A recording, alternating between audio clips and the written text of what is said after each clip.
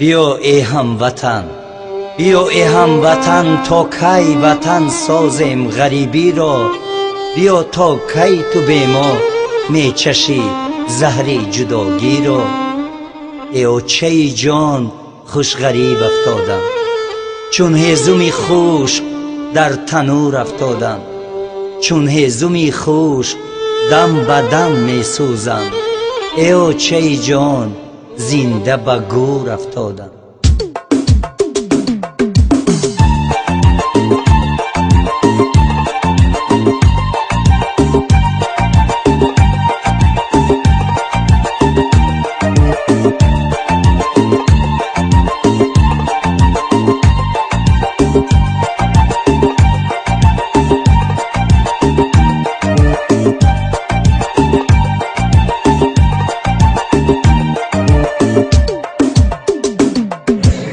ای بچه جان، پای ساعت چند دیگه؟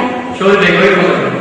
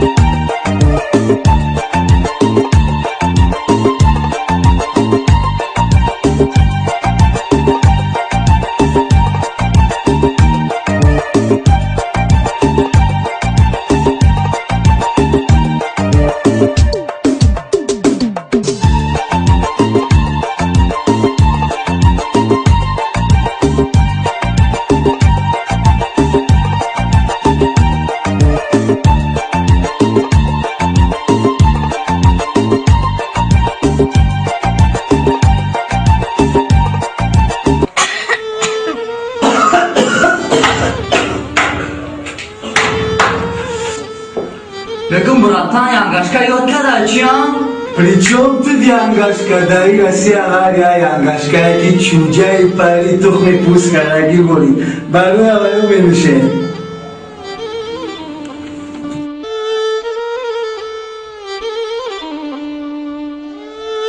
در پشتک خانمان گفتم مخچه، در حقیقت زندگی سوخت و مرچه، در حقیقت زندگی سوختن تلخه.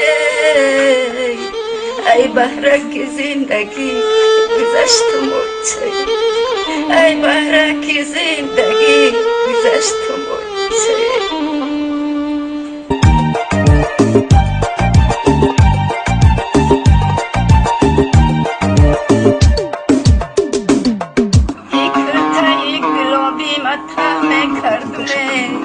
ایورا که ره دوری مجه نکردم من میدانستم یارم غریبی میره